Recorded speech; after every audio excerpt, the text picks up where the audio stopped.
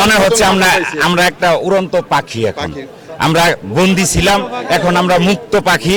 আমরা ডানা মেলে ইচ্ছা মতো আমরা উঠতে পারতেছি।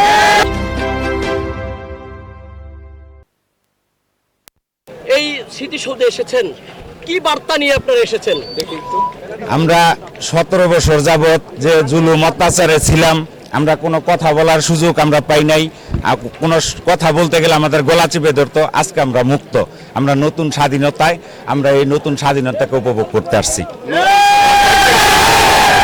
আজকে কেমন লাগছে? আমাদের অনেক ভালো লাগছে। মনে হচ্ছে আমরা একটা উড়ন্ত পাখি। এখন আমরা বন্দী ছিলাম, এখন আমরা মুক্ত পাখি। আমরা ডানা মেলে ইচ্ছা মতো আমরা উঠতে পারতেছি।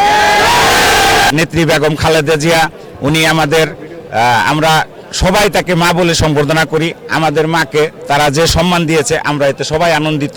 আমার মা এটাই পাওনা ছিল।